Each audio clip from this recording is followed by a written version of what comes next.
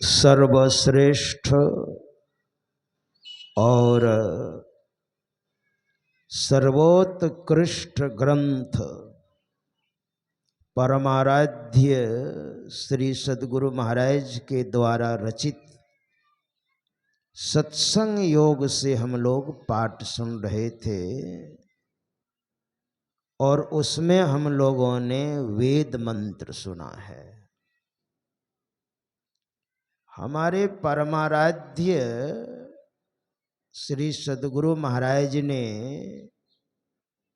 सत्संग योग के प्रारंभ में 4 वेद मंत्र दिए हैं। क्यों? कभी इस पर आप लोगों ने चिंतन किया? 4 वेद मंत्र हमारे परमाराध्य श्री सद्गुरु महाराज ने जो उद्धृत किया है, क्यों? चूंकि वेद जो है भारतीय संस्कृति का मूल स्तंभ वेद है। सारे ज्ञान वेदों में निहित है। वेद एक था और उसको टोटल 4 बना दिया। एक तो था ही, 3 और बनाया, तो 4 वेद के प्रतीक 4 वेद मंत्र है। हमारे परमाराध्य श्री सद्गुरु महाराज ने ये दर्शाया कि मैं आस्तिक हूं, और जिसने वेद को नहीं माना उसको नास्तिक विद्वानों ने घोषित कर दिया। वेद में सारे ज्ञान पाए जाते हैं और वेद बड़ा क्लिष्ट है। इसलिए यजुर्वेद का हम लोग मंत्र सुन रहे थे, उसमें आया, वेद भगवान कहते हैं, हे मनुष्यो, जगत प्रसव कर्ता ईश्वर का तत्व ज्ञान प्राप्त करने के लिए पहले बुद्धि योग सत्संग करें, है ना। बुद्धि योग सत्संग यानी वेदों में, मतलब वेद पर जो प्रवचन हुआ तो वो सत्संग हो गया। इसके बाद है मानस योग। मानस योग का मतलब मानस जप तथा मानस ध्यान। हम लोग जो जप करते हैं। तब है ज्योति योग। ज्योति योग का अर्थ हुआ दृष्टि योग, और बाद में फिर नादानुसंधान की प्रक्रिया है। तो वेदों में साधना है। अगर साधना नहीं होती वेदों में तो इतने उच्च कोटि के बड़े बड़े महापुरुष कैसे हो गए।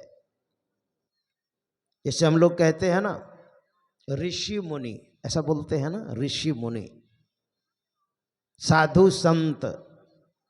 ऋषि मुनि साधु संत, क्या इसका मतलब हुआ?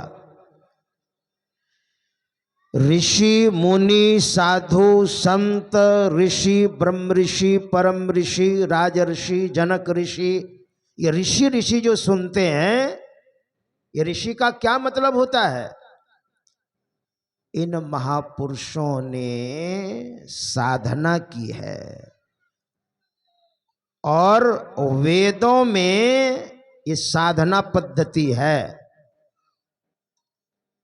इसलिए हमारे गुरु महाराज ने वेद मंत्र उद्धृत कर दिया, ताकि हमारे जो भोले भाले भक्त हैं वेद को पढ़ेंगे और देखेंगे वेदों में साधना है। साधना पद्धति है। इसके बाद जो विद्वान आएंगे,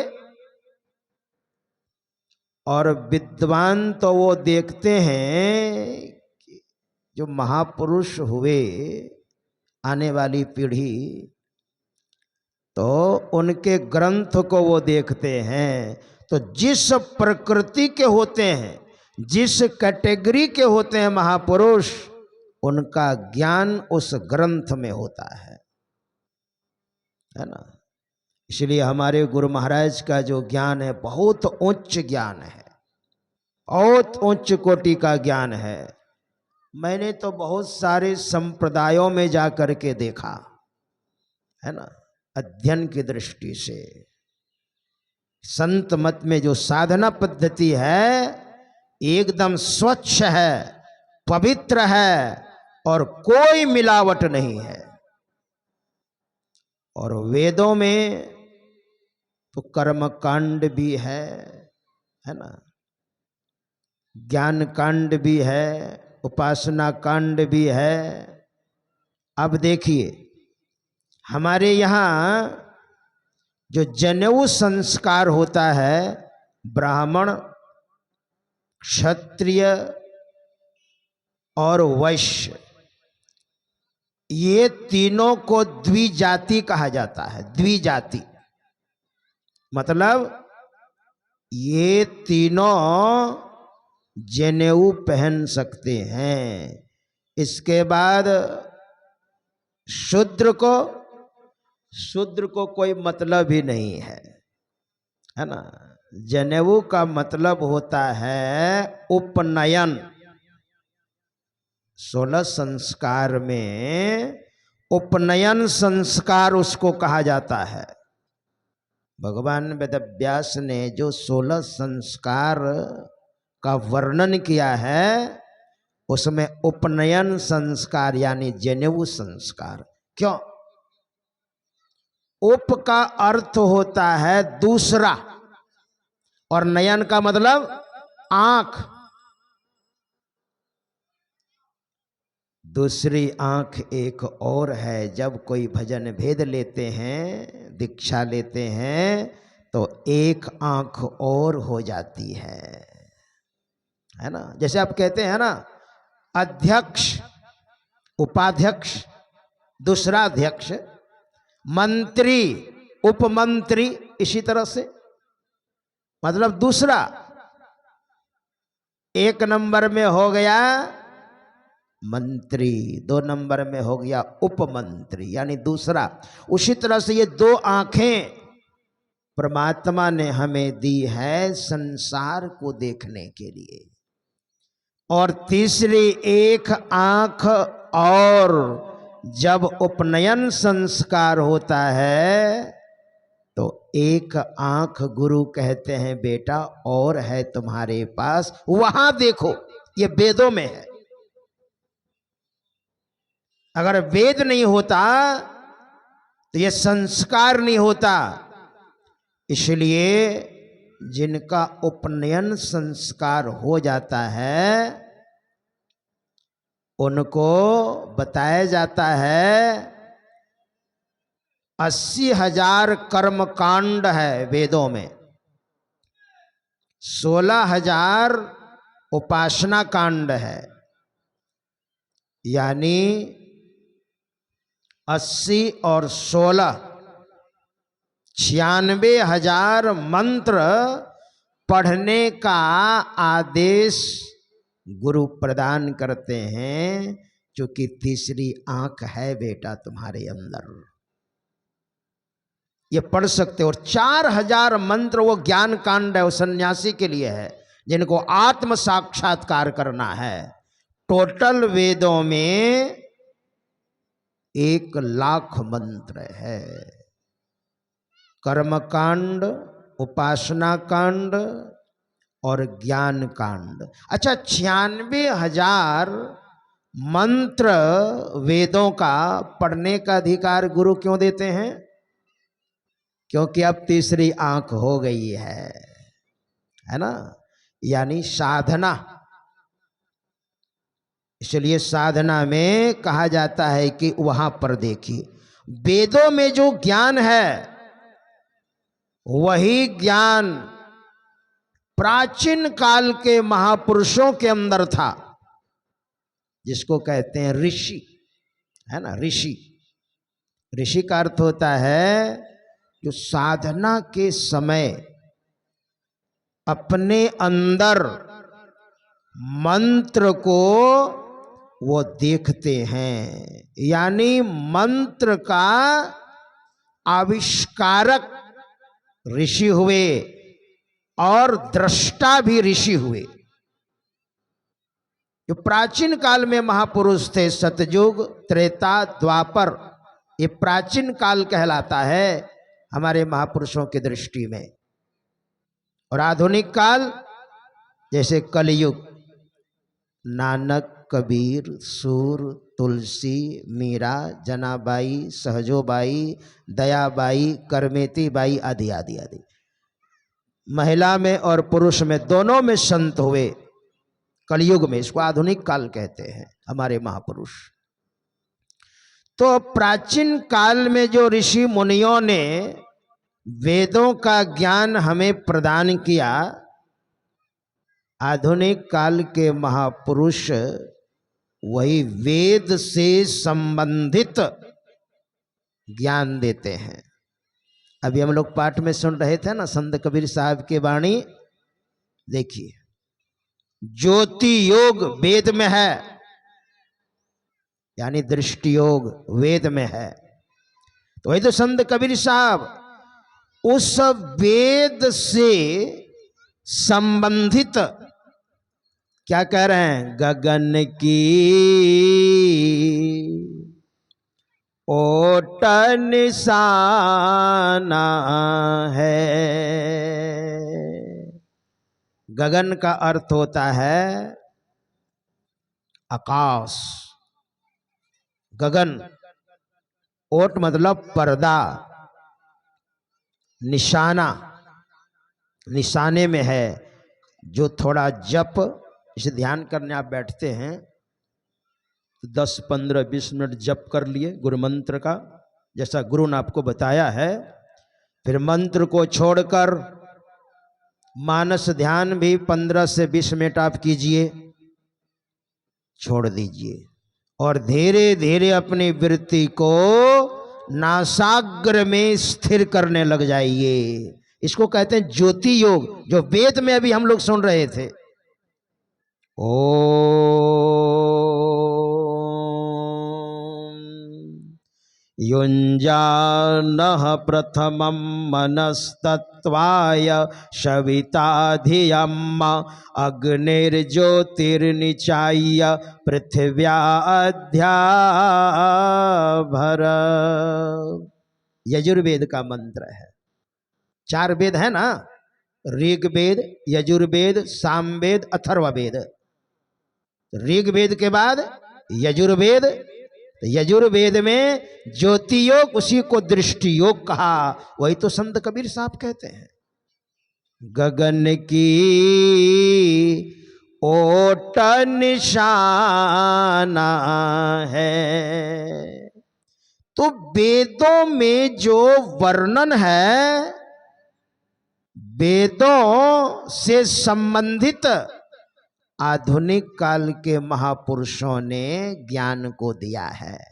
गगन की ओट निशाना है। इसे हम आंखें बंद करते हैं, तो आंखें बंद करते हैं तो सबसे पहले क्या दिखाई पड़ता? अंधकार दिखाई पड़ता है, वही पर्दा, ओट। आकाश में सीधा देखते हैं जैसा गुरु ने आपको बताया है, तो सबसे पहले पर्दा दिखाई पड़ता है। गगन की ओट निशाने पर तो है, मगर पर्दा है, वही अंधकार का पर्दा है। ये वेदों में वर्णन है। इसलिए हमारे गुरुदेव ने कहा, मैं अपने विचार में इतना दृढ़ हूं कि मुझे कोई डुला नहीं सकता, और मेरे विचारानुकूल जो चलेंगे वे भी दृढ़ होंगे। हमारे गुरुदेव ने कहा है। जो वेदों में ज्ञान है वही हमारे गुरुदेव ने हम लोगों को ज्ञान प्रदान किया है, वही कबीर साहब ने प्रदान किया है। और कितना सुंदर कहते हैं, दाहिने सूर चंद्रमा बाएं। इसका मतलब ये बाएं नेत्र है ना, इसको चंद्र नाड़ी कहा है, और दाएं नेत्र जो है इसको सूर्य नाड़ी कहा है। तीन के बीच छिपाना है वह सुषुम्ना। देखिए हमारे महापुरुषों ने, इसलिए हम लोग डेली गाते हैं, संत मत की मूल भित्ति तो उपनिषद के वाक्यों को ही मानने पड़ते हैं। संत मत की जो मूल भित्ति, मूल स्तंभ है, क्या है? उपनिषद। यानी संत मत जो है वो उपनिषद पर खड़ा है। और फिर क्या कहा? इन्हीं विचारों से मिलते हुए विचारों को कबीर साहब और गुरु नानक साहब आदि संतों ने भी, है ना, यही उपनिषद से संबंधित बातें, है ना, हमारे महापुरुषों ने जो कहा है, इसलिए महापुरुषों की बड़ी महिमा है। अब उपनिषद में है, कहाँ है उपनिषद में? अब पढ़िए, ईड़ा तिष्ठति वामेन पिंगला दक्षिणेन च तयोर मध्ये वरम स्थानम यत्सम वेद स वेदविद। अब देखिए कितनी अच्छी बात। शुरी को उपनिषद में, उपनिषद के महापुरुष कहते हैं, बाएं नेत्र जो है ईड़ा तिष्ठति वामेना, इसको ईड़ा नारी भी बोलते हैं, और दाएं तरफ जो नेत्र है इसको पिंगला दक्षिणेन च, दाएं तरफ, और तयोर मध्य, उन दोनों के बीच में जो सुषुम्ना है, वहां पर अपने आप को जो ठहराता है, अपने आप को प्रतिष्ठित करता है, बिना स्तंभ का, बिना आधार का दृष्टि को स्थिर करनी है। अगर आप इस तरह से करते हैं और हो जा रहा है, दृष्टि स्थिर हो रही है, तो यत्सम वेद, तो वेदविद, आप वेद के ज्ञाता हैं आप, है ना। आपने वेद नहीं पढ़ा है, कोई बात नहीं है, लेकिन आप वेद के ज्ञाता हैं। सूर्य को उपनिषद के ऋषि कहते हैं। वेदों में तो वर्णन है ही, आप वेद के मर्मज्ञ हो गए, वेद के जानकार हो गए, ऐसा कहा।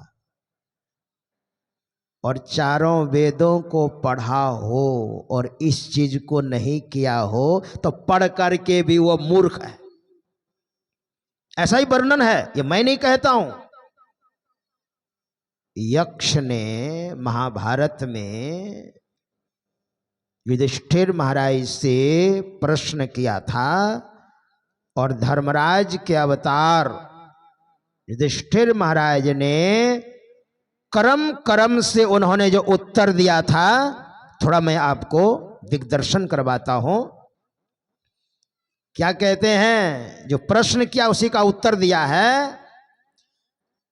वेदों को पढ़ते हैं, पठकाः, वेदों को पढ़ा है, पाठकाश्चैव, और वेदों को पढ़ाते भी हैं, पढ़ते हैं और पढ़ाते हैं। ये चाण्ये शास्त्र चिंतिकाः, या अन्य तरह से अन्य ग्रंथों का चिंतन भी कर रहा है, लेकिन सर्वे व्यसनिनो मूर्खा, अगर वह व्यसनी है तो वह मूर्ख है। व्यसनी का मतलब केवल पढ़ करके पढ़ा दिया, आचरण में नहीं उतारा। यानी भजन ध्यान साधना नहीं की। तो कहा चारों वेदों को पढ़ने के बाद भी वह मूर्ख ही है। व्यवहारिक जीवन में मूर्ख किसको कहते हैं? व्यवहारिक जीवन में लोग कहते हैं महाराज हम पढ़े लिखे नहीं हैं, हम तो मूर्ख हैं। नहीं नहीं, ये व्याख्या नहीं है। पढ़े लिखे भी मूर्ख हो सकते हैं और अनपढ़ भी विद्वान हो सकते हैं। अब कहते हैं मैं मूर्ख हूं, नहीं, आप मूर्ख नहीं हैं। अगर आप सत्संगी हैं, भजन ध्यान आप करते हैं, सत्संग करते हैं और खाद्य पदार्थ को नहीं खाते हैं, मांस है, मछली है, शराब है, खैनी है, बीड़ी है, तिरंगा है, पान पराग है, मतलब जो त्याज्य पदार्थ है हमारे लिए वो नहीं बना है, और आप ये सब त्याज्य पदार्थ को आप ग्रहण नहीं कर रहे हैं और गुरु के बताए अनुसार आप भजन ध्यान। कौन गुरु? सच्चे गुरु। झूठे गुरु तो कहते हैं सब खाओ पियो चलेगा, भजन करो। सच्चे गुरु है ना, तो आप मूर्ख नहीं हैं। भगवान शंकराचार्य जो भगवान शंकर के अवतार थे, भगवान शंकर इस धराधाम में आए। दक्षिण भारत में, केरल में एक दाम्पत्य जीवन में, मतलब पति पत्नी दोनों ध्यान कर रहे थे भोले बाबा का। तो भोले बाबा ने दर्शन दिया। या